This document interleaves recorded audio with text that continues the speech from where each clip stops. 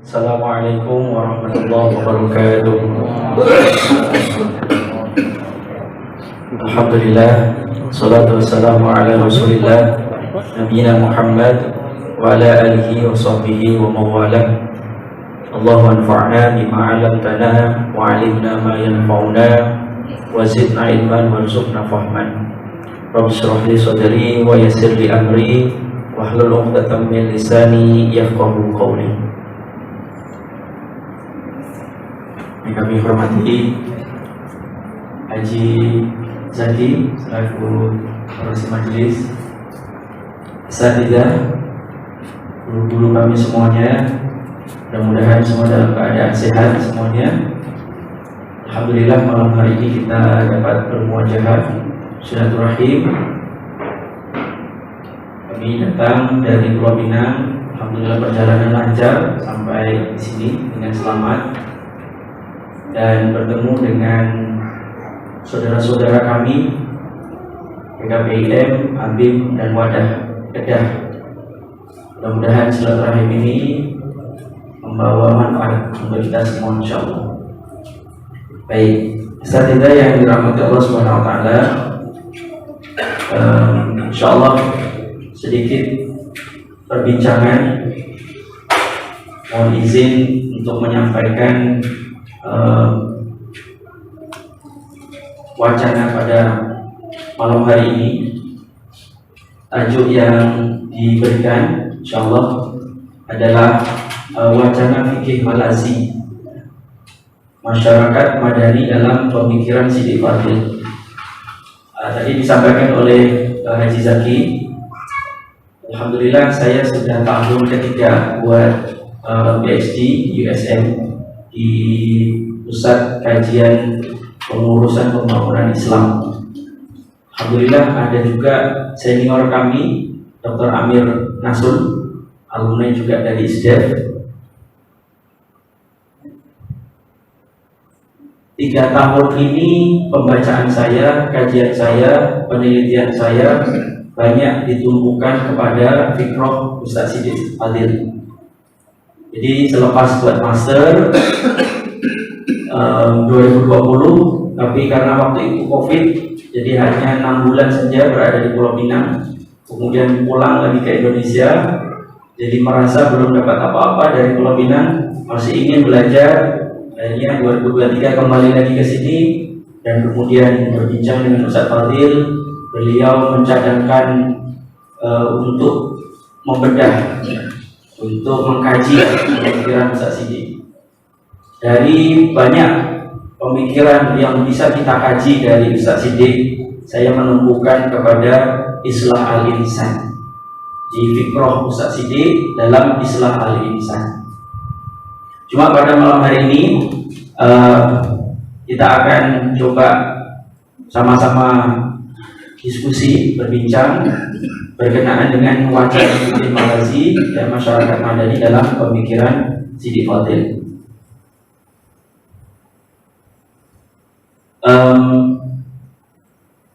Barangkali asatidzah sudah punya buku ini, Minda Melayu Baru. Ini sebetulnya dulu ada juga cetakan yang lebih nipis, tahun 70 atau 80, tentang Minda Melayu Baru Ustaz Sidi. Tapi kemudian buku artikel itu diperluas lagi pembahasannya, perbincangannya. Barangkali kalau kita berbicara tentang fikih Malazi, kita boleh merujuk kepada buku ini, apa yang ditulis oleh Ustaz Sidi berkenaan fikih Malazi. Ya, al-fiqh atau al-fiqhu itu artinya al-fahmu, kefahaman tentang Malazi, Malaysia. Yang dalam buku ini Ustaz Sidi ingin mengangkat satu khasanah Islam, bagaimana supaya umat Melayu, orang-orang Melayu ini betul-betul menghayati akar atau jati dirinya sebagai seorang muslim, supaya ketika menjadi muslim, tetapi menjadi muslim yang baik, tidak hanya sekedar muslim tapi juga menjadi mukmin yang baik, sehingga Malaysia ini punya jalan, punya rel, punya satu pedoman, satu pijakan, satu akal untuk membangun negara Malaysia ini. Nah, kalau kita berbicara tentang Malaysia, sama juga dengan Indonesia, kita sama-sama punya bangsa yang besar. Di Indonesia ada 1.700 pulau yang terbentang dari Aceh sehingga Merauke. Bahasa ada sekitar 700, suku ada sekitar 1.000 lebih. Di Malaysia ada 3 bangsa yang besar dengan berbagai bahasa, dengan berbagai etnik dan sebagainya. Jadi kita punya keberagaman yang luar biasa. Dan kembali lagi bahwa kepelbagaian bangsa dan agama adalah sunatullah, ketetapan dari Allah. Kalau kita melihat Al-Quran itu diawali dengan ayat walaqad karramna bani Adam. Manusia itu mulia di sisi Allah. Anak keturunan Adam ini mulia. Tapi kemudian di tengah-tengah Al-Quran menyebutkan inna khalaqnakum min dzakarin wa untha wa ja'alnakum syu'uban wa qabaila lita'arafu. Allah menciptakan anak keturunan Adam ini kemudian berkembang banyak, lelaki, perempuan, suku-suku, berbangsa-bangsa. Tujuannya adalah lita'arufu, untuk mereka saling mengenal, untuk saling memahami. Nah, puncaknya adalah surat Al-Kafirun. Dari keberbagian macam ini, saling mengenal, saling memahami, tapi puncaknya adalah lakum dinukum waliyadin.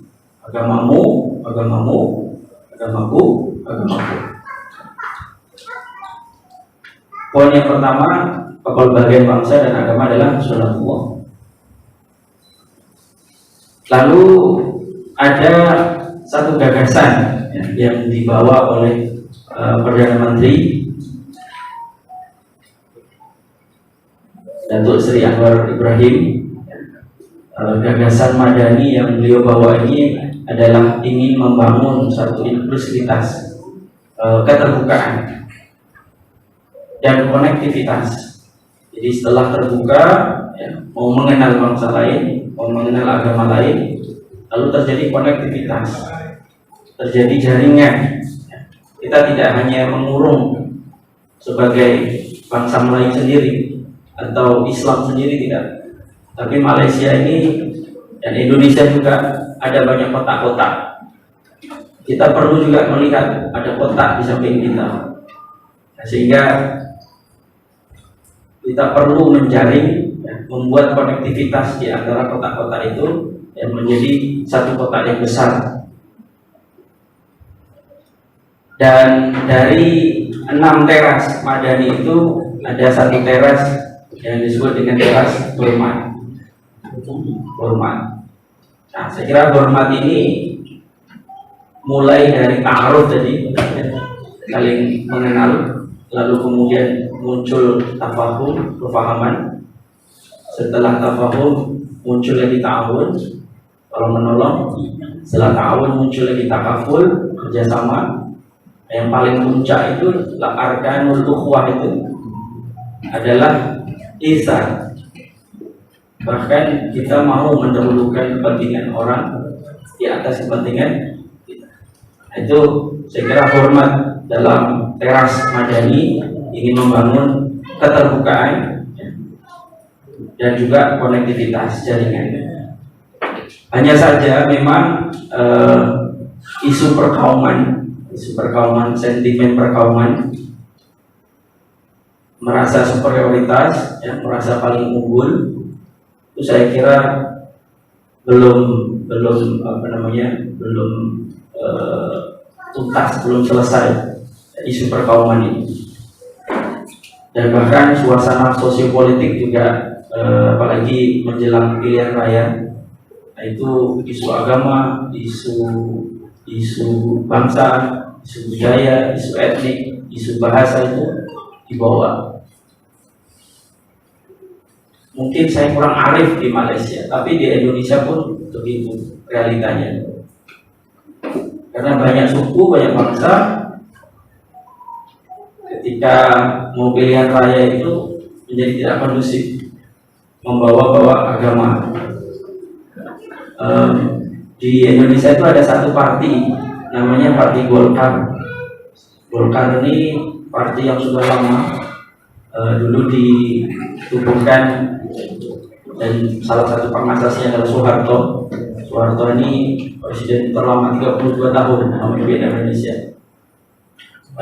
Dia lambang partinya itu adalah pokok. Nah, pokok randu ya, pokok randu. Nah, itu kalau mau pilihan raya, itu parti-parti yang lain, apalagi parti-parti Islam yang lain selalu akan menyebut satu ayat dalam Quran, wala taqrabu hadhihi syajarah. Jadi jangan dekat-dekat pohon. Nah, jadi jangan pilih maksudnya yang ada pohon, jangan dipilih. Nah, itu isu sosial politik. Dan ketika juga ada parti Islam yang presidennya ya terkena satu kasus korupsi sapi, pengadaan sapi, impor sapi. Nah, itu selalu tuh setiap 5 tahun sekali mau election selalu akan dimunculkan ya. Jadi katanya jangan pilih parti ini sebab parti ini tersandung al-baqarah katanya. Tersandung sapi betina. Nah, jadi banyak sekali kepentingan politik jangka pendek saja. Bahkan 2017 di Jakarta ada satu pilihan daerah, ya, pemilihan gubernur. Nah, itu satu calonnya adalah Chinese, yang satu Muslim. Sampai mereka membawa sentimen itu sampai ada orang yang meninggal. Ini betul-betul terjadi. Ada orang yang meninggal, tetapi dulu memilih Chinese ini sebagai gubernur. Lalu orang-orang yang Muslim yang lain yang memilih yang tidak Chinese ini tidak mengusulkan. Nah, jadi sampai bawa isu begitu. Jadi isu perkauman, sosiopolitik selalu akan muncul di antara keberbagian bangsa, agama, ya, dan selalu yang kita harapkan adalah orang-orang pemimpin kita menjadi contoh figur, tapi justru karena kepentingan politik jangka pendek itu mereka justru membawa isu-isu itu menjadi isu-isu yang justru bukan membuat erat, tetapi justru menjadi retak. Nah, maka saya mengutip satu kata-kata bagus Mutiara, bagaikan untayan benang dalam satu kain batik, perbedaan menjadikan kita kuat. Tanpa warna dan pola yang beragam, tidak akan ada keindahan yang utuh. Mudah-mudahan kita sebagai bangsa yang banyak suku, bangsa, agamanya, kita terima sebagai sunnatullah. Jadi kita mulai dari semua anak cucu Adam ini dimuliakan. Lalu kemudian diciptakan suku, bangsa, agama, etnik untuk saling mengenal. Tapi puncaknya lakum dinukum waliyadin. Jangan bawa isu itu sampai kepada politik yang justru membuat pecah kerukunan dan juga keeratan kita sebagai satu kesatuan dalam kehidupan berbangsa dan bernegara. Nah, dalam konteks masyarakat madani dalam pemikiran Siddiq Fazil, jadi 3 tahun ini saya banyak sekali membaca buku-buku beliau, artikel-artikel beliau, mendengarkan syarahan-syarahan beliau, dan dalam buku ini setidaknya ada 3 artikel yang ditulis oleh Siddiq berkenaan dengan masyarakat madani. Saya kira saat kita semua sudah punya buku ini, dan harap-harapnya juga sudah membaca, dan setidaknya pendahuluan Kami di Pulau Pinang seminggu sekali buat usroh, dan kami baca dan hadam buku ini satu bab demi satu bab, insyaallah. Nah, dalam ini saya ringkaskan 3 artikel yang ditulis oleh Ustaz Sidik berkenaan dengan masyarakat madani. Saya ringkas dalam tiga tema. Tema pertama adalah masyarakat madani, arti dan aspirasi. Kemudian yang kedua, madani, relasi antara penguasa dan rakyat. Yang ketiga, madani, masyarakat demokratik. Baik, kita masuk ke tema pertama, arti dan aspirasi dari masyarakat madani itu. Ustaz Sidi merujuk kepada Madinah itu, ya, madani itu yang merujuk kepada satu bandar yang dulu diasaskan oleh Nabi Shallallahu Alaihi Wasallam ketika hijrah dari Mekah ke Yasrib. Jadi Madinah berarti satu bandar. Nah, sebelum menjadi Madinah itu namanya Yasrib. Nama Yasrib itu sebetulnya nama yang dulu diasaskan oleh orang yang membangun kota itu. Tapi dalam bahasa Arab, Yasrib itu sebetulnya punya konotasi, punya makna yang negatif, yang kurang bagus. Dalam Quran surat Yusuf ayat 92 kata Yasrib disebutkan, qala la tasriba alaikumul yawm yaghfirullahu lakum wa huwa arhamur rahimin. Nah, di sini disebutkan qala tasriba alaikumul yawm. Meskipun di sini menggunakan huruf ta, ya, huruf ta. Ini dhamir untuk kamu. Yasrib itu dengan ya, dhamir untuk dia. Tapi maknanya sama. Ketika Yusuf mengatakan bahwa hari ini kamu terhindar dari cercaan. Jadi cercaan itu bahasa Melayunya apa misalnya? Cacian makian. Cacian makian atau sesuatu yang negatif.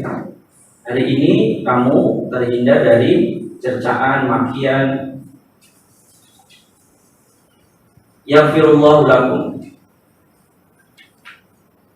karena Allah telah mengampunimu, wa huwa arhamur rahimin, karena sesungguhnya Dia adalah Maha Penyayang.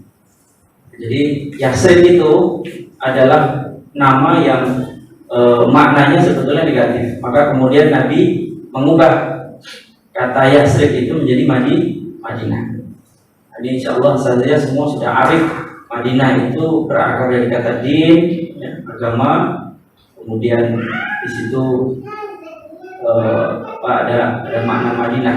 Artinya Madinah itu bandar atau kota yang di dalamnya diharapkan Rasulullah membangun umatnya, membangun orang-orang yang tinggal di bandar itu dengan prinsip-prinsip dasar-dasar agama. Kemudian disebut dengan Madinatul Nabi atau Al-Madinah Al-Munawwarah.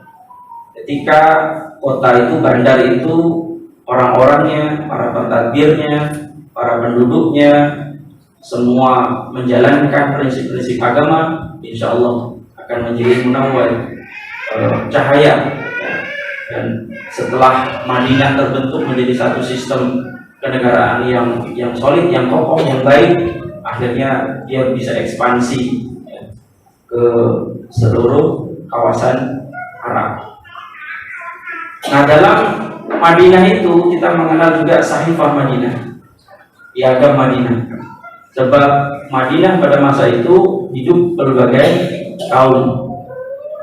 Ada muhajirin, muhajirin Rasulullah dan para pengikutnya dari Mekah yang berhijrah. Lalu kaum Ansor, ya, penduduk tempatan. Lalu kemudian ada orang-orang Yahudi juga. Nah, maka dibuatlah satu piagam untuk disepakati bersama sebagai satu gagasan politik kenegaraan Nabi untuk membangun keharmonian, ya, supaya tidak terjadi perpecahan.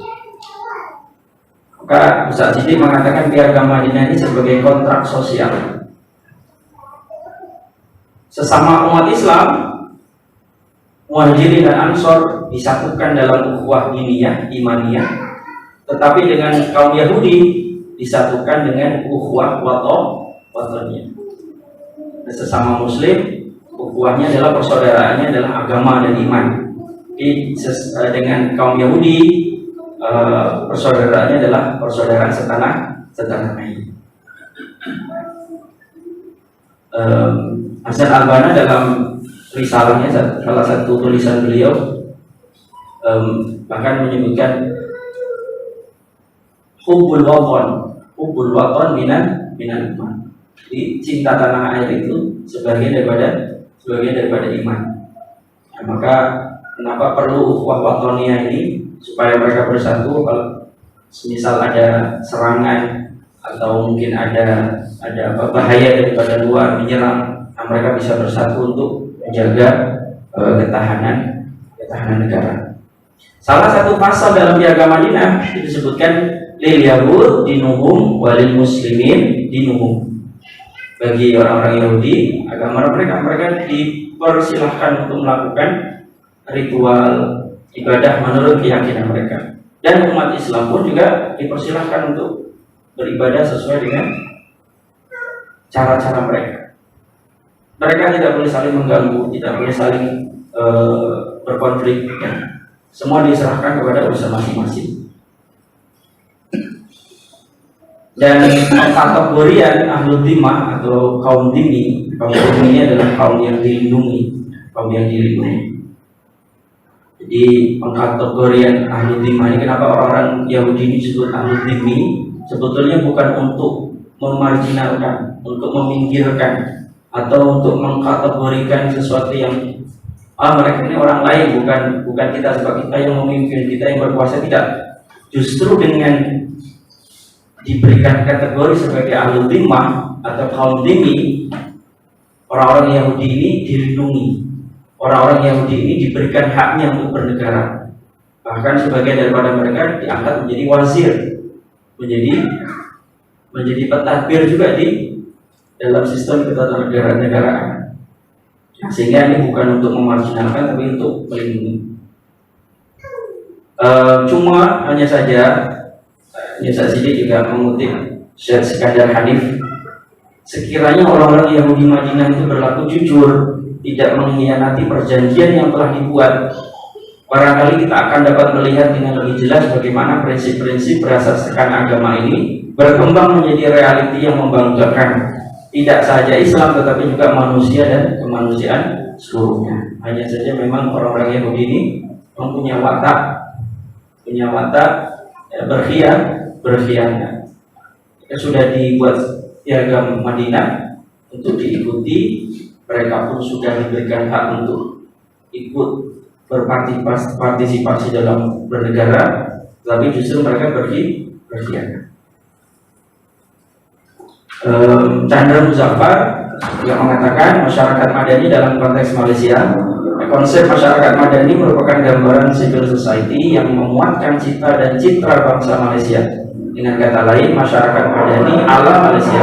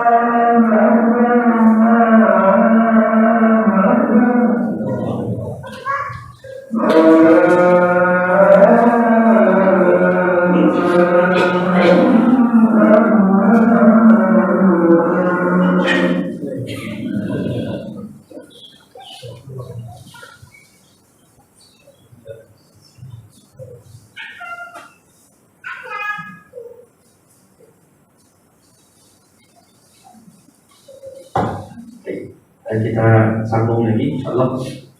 Dengan kata lain, masyarakat Madani ala Malaysia adalah masyarakat yang diaspirasikan sesuai dengan keperluan dan realiti keagamaan, kebudayaan, persejarahan dan sosiopolitik setempat. Nah, jadi Ustaz Siddiq pun juga menekankan bahwa Madani ala Malaysia ini bukan civil society yang diartikan oleh Barat, civil society yang jauh dari agama, tapi Madani justru membangun masyarakat dengan prinsip-prinsip agama. Nah, sehingga harapannya mudah-mudahan Madani yang sedang diusahakan, diupayakan ini setidaknya mampu mengikuti jejak-jejak Madinah Nabi, yaitu Madinah Munawwarah, insyaallah. Baik, Ustaz Siddiq dalam konteks Malaysia Madani ini selalu berbicara tentang fiqhul muwatanah, fikih kenegaraan, selalu dibawa kepada konteks fiqh at-ta'ayyush as-silmi, fikih tentang hidup bersama secara aman dan harmoni. Dalam membina masyarakat yang majmuk, yang berbagai macam suku bangsa agama ini, perlukan satu dasar sebagai titik tumpu dalam mencapai tujuan bersama. Jika tidak ada satu titik tumpunya, maka semua akan berjalan sendiri-sendiri, masing-masing, membawa ideologi mereka, membawa kepentingan mereka sendiri, membawa spirit mereka sendiri. Nah, maka dalam masyarakat yang majmuk ini perlukan satu titik tumpu asas. Nah, titik tumpu Malaysia adalah rukun negara. Di Indonesia adalah Pancasila. Nah, Pancasila sebagai titik tumpu, rukun negara sebagai titik tumpu untuk menyatukan berbagai masyarakat ini dalam satu dasar ideologi yang sama. Titik tumpu itu dulu. Kalau itu sudah oke, sudah beres, sudah tuntas, maka baru beralih ke tahap selanjutnya. Kita perlukan titik temu sebagai persetujuan, apa yang bisa kita setujui. Seperti kaum muslimin dan kaum Yahudi di Madinah, mereka sudah disatukan oleh titik tumpu, yaitu Sahifah Madinah. Lalu mereka mencari titik temunya, apa yang bisa mereka pertemukan antara spirit muslim dan spirit Yahudi. Begitu juga dengan kita, apa yang bisa kita pertemukan antara spirit Melayu, spirit Chinese, spirit India. Di Indonesia apalagi suku, ada hampir 700 suku, ya, berbagai macam, perlu ada satu titik temu. Nah, maka jika sudah ada titik tumbunya, sudah bertemu untuk bersepakat menuju titik temu, maka barulah negara itu perlukan satu titik tuju, yaitu tujuan bersama-sama, ya, untuk mewujudkan negara yang adil, makmur, sejahtera, dan seterusnya. Jadi dimulai dari titik temu, titik tumpu, jadi asas, lalu titik temu, baru kemudian titik tujuh. Baik, tema yang kedua, relasi antara penguasa dan rakyat. Nah, ini saya coba ambil dari salah satu buku, tajuknya Negara Paripurna. Ini seorang cendekiawan Muslim dari Indonesia, Yudi Latif. Dalam buku ini menyebutkan, disebut sebagai negara paripurna itu apabila satu, ada mutual trust. Apa itu mutual trust? Adanya modal jaringan-jaringan, konektivitas dan inklusivitas sosial yang mampu menyatukan keberagamaan kepentingan pribadi dan kelompok ke dalam suatu komuniti persaudaraan bersama. Jadi tidak boleh rakyat meragukan presidennya, tidak boleh juga presiden meragukan rakyatnya. Semua harus sama-sama bersatu punya kepentingan bersama, tinggalkan kepentingan pribadi, ego pribadi, menuju titik tuju yang sama tadi. Jadi syarat pertama adalah mutual trust, harus saling percaya. Yang kedua, setelah saling percaya, ada share values, kekuatan kolektif yang menyatukan, ya, konektivitas dan inklusivitas perlu diikat oleh kesamaan asas morality. Jadi perlu satu negara itu punya nilai-nilai dalam menjalankan pemerintahan. Dua syarat ini menurut Yudi Latif untuk menuju ke negara paripurna. Dalam pandangan Ustaz Siddiq Fadzil, ya, relasi antara penguasa dan rakyat ini asasnya adalah tauhid. Sebab tauhid ini artinya adalah pembebasan. Ketika manusia sudah bebas, ya, tidak takut kepada siapapun selain takut kepada Allah, dan sifat dari tauhid ini adalah memberdayakan pikiran, memberdayakan minda, supaya rakyat pun juga bisa berpartisipasi. Dan disebut khilafah dalam An-Nisa ayat 59 disebutkan ati'ullah wa ati'ur rasul wa ulil amri minkum. Taatlah kamu kepada Allah, kepada Rasul, dan kepada pemimpin. Minkum di sini saya sedikit mengartikan bahwa sebetulnya seorang khilafah, seorang pemimpin itu harus lahir dari rakyat. Ketika sudah menjadi pemimpin, maka harus membawa aspirasi rakyat. Jadi ulil amri minkum, pemimpin itu adalah lahir dari rakyat dan membawa aspirasi rakyat. Dan yang diperjuangkan adalah kepentingan rakyat. Dan itu insya Allah kita lihat dalam profil, ya, figur seorang Perdana Menteri Dato' Sri Anwar Ibrahim. Dan berkenaan dengan share values ini, saya sedikit merangkum atau memberi rumusan bahwa antara penguasa dan rakyat dalam konteks masyarakat madani itu haruslah bersifat korektif. Pemimpin jangan anti kritik, dan juga harus bersifat reformatif, perubahan, berubah ke arah yang lebih baik, dan juga konstruktif, bukan dekonstruktif tetapi membangun, mempunyai kepentingan sama-sama membangun.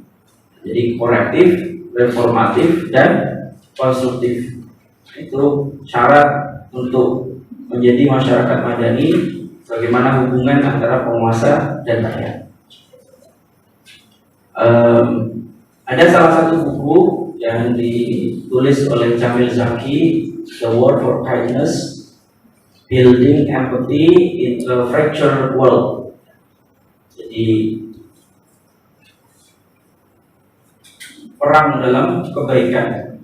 Jadi Jamil Zaki ini antara yang ditafsirkan dan melalui bukunya adalah surat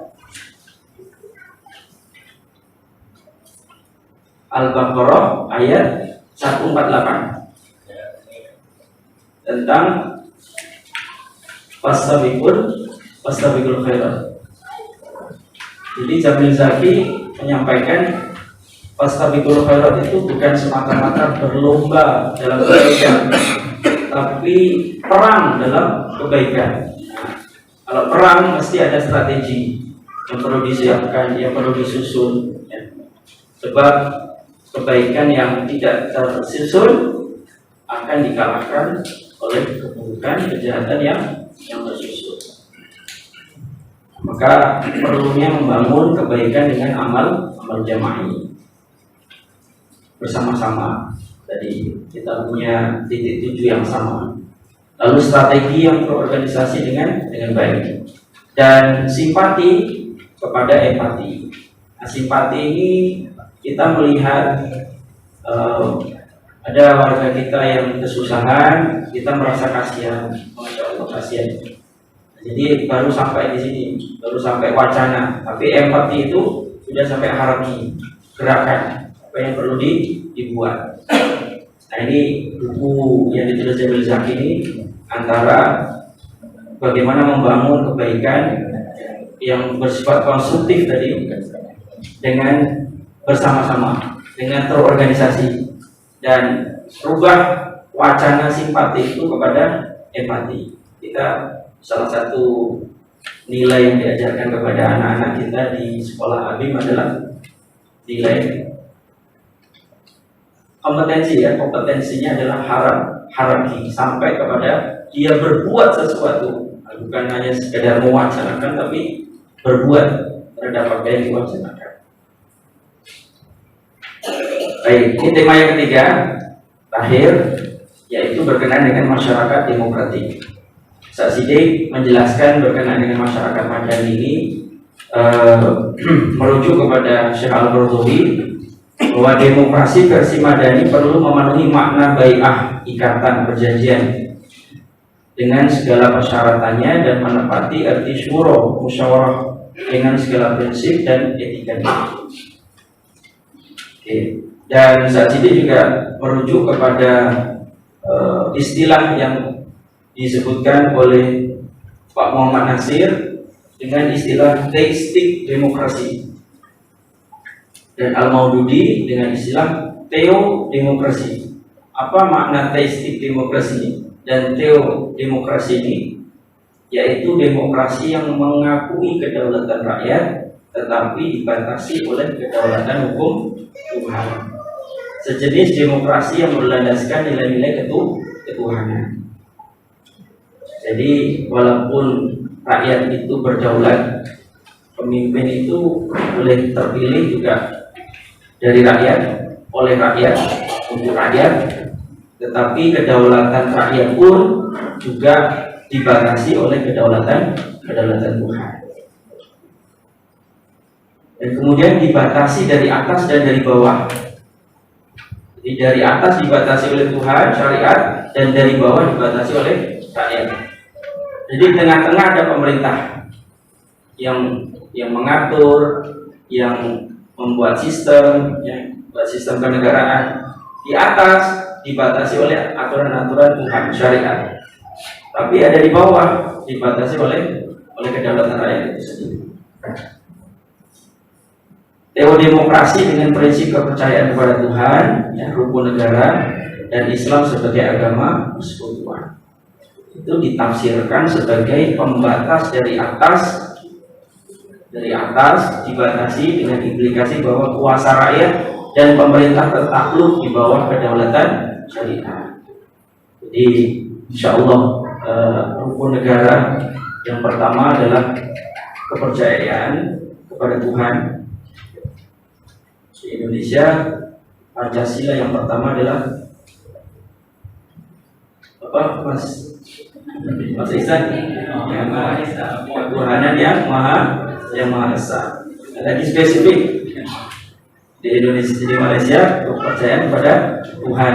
Di Indonesia ketuhanan yang Maha Esa. Itu sebetulnya dulu kalimatnya panjang sebelum diringkas.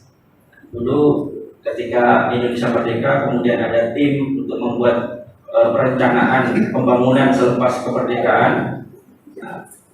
Kalimat ketuhanan yang Maha Esa itu masih ada lagi, dengan menjalankan syariat bagi pemeluknya. Jadi itu masih sangat kental dengan Islam, meskipun dalam tim itu memang majoriti Islam, tapi ada satu dua yang Nasrani juga, yang ada Kristen. Akhirnya perdebatan panjang, umat Islam mengalah demi keutuhan dan kebersamaan, sehingga kata yang panjang itu disingkat menjadi ketuhanan yang Maha Esa. Artinya apa? Pemimpin dibaiat, ikatan perjanjian itu disumpah dengan Quran, dengan kitab suci. Artinya dari atas itu dibatasi oleh aturan syariat, dari bawah dibatasi oleh rakyat. Artinya pemimpin itu ketika menjalankan kepemerintahannya, itu tidak boleh melanggar nilai-nilai syariat dan juga jangan sampai menindas kepentingan rakyat. Nah, itu yang dimaksudkan masyarakat madani dalam konteks demokratik ini. Terakhir, ini satu tawaran supaya Islam di Indonesia, Malaysia, ya, rantau di Kambodia juga, bagaimana supaya Islam ini bisa menjadi rahmatan lil alamin, karena tujuan kita bersama. Satu konsep yang coba ditawarkan adalah objektifikasi Islam. Ini sebenarnya konsep yang sudah lama juga. Kalau di Malaysia, Islamisasi yang dibawa oleh Syed Naqib Alatas dan murid-muridnya. Kalau di Indonesia ada istilah objektifikasi Islam. Kalau Islamisasi lebih kepada membentengi umat dari serangan Barat, kemudian meng-counter. Tapi isunya adalah kita capek itu apa namanya? Penat, lelah. Serang, tangkis. Akhirnya kita berdiam di situ. Jadi objektifikasi Islam ini lebih kepada membawa Islam ini keluar, bukan ke dalam, tapi keluar. Nah, ini teman-teman di Indonesia menggunakan istilah objektifikasi Islam. Apa itu objektifikasi Islam? Internalisasi nilai-nilai Islam. Ya, Islam sebagai rahmatan lil alamin, bukan sebagai laknatan lil alamin atau rahmatan lil nafsi, rahmat bagi dirinya, rahmat bagi partinya, kelompoknya, tapi bukan untuk yang lain. Islam adalah rahmatan lil alamin. Al alamin di sini dalam surat Al-Fatihah, alhamdulillahirabbil alamin. Alamin itu dalam tafsir Jalalain, alam di sini meliputi semua alam, bukan hanya alam manusia saja, tapi juga alam jin, alam tumbuhan, dan mereka semua adalah Rob. Mereka semua adalah umatnya atau hambanya Allah. Makanya belum lama ini terjadi kasus pembalakan banjir, longsor, fenomena bencana yang di luar prediksi kita di Padang, di Sumatera sekarang. Itu memang tidak lain daripada ulah tangan manusia, karena menganggap alam dengan manusia ini dianggapnya manusia bisa berlaku sewenang-wenangnya. Padahal secara fisik memang betul kita diunggulkan, tetapi secara rohani kita sama-sama hamba Allah. Bisa jadi pokok-pokok yang ditebang itu tasbihnya lebih panjang dan lebih dahsyat, lebih baik daripada kita. Nah, maka Islam harus betul-betul menjadi rahmatan lil alamin, alam kepada siapapun, pada apapun. Dan Darul Islam dalam sejarah tamadun menjamin keselamatan yang bukan memonopoli kekuasaan, persamaan hak dan perkongsian kuasa, people sharing. Dan wajah Islam yang perlu ditampilkan adalah ajaran yang fungsional, aplikatif, bukan sekadar wacana, tapi juga membumi. Fiqhnya daripada ansik yang klasik kepada fiqh tajdid, pembaharuan. Nah, maka di Muhammadiyah sekarang sudah digagas fikih air, fikih kebencanaan, fiqh transportasi, fiqh tata kelola, fiqh pertambangan. Jadi mungkin fiqh-fiqh yang belum ada atau belum digagas oleh ulama-ulama terdahulu sekarang ditajdid, diperbaharui fiqh-fiqh itu untuk menjawab tantangan hari ini. Dan tentu prinsipnya wasatiyah, sederhana, dan kalau di Indonesia disebut dengan moderasi dan beragama. Beragama itu yang pertengahan, sederhana, tidak terlampau atau tidak ekstrim, dan membawa makna toleransi, menghormati, memahami. Ya, cukup kita tahu orang Kristen pergi ke gereja tiap hari Ahad, orang India pergi ke tempat ibadah mereka, orang Chinese pergi ke tempat mereka. Itu toleransi, tapi maknanya perlu kita bawa kepada kooperasi, saling tolong menolong, saling kerjasama dalam urusan kenegaraan, urusan global. banyak isu-isu yang perlu kita perbincangkan dan juga kita bawa untuk diskusi bersama, diperbincangkan bersama. Isu tentang kelaparan, isu tentang kebencanaan, isu tentang banyak isu. Nah, ini yang toleransi itu perlu dibawa pada demokrasi. Nah, saya kira itu tuan-tuan satiza yang dirahmati Allah.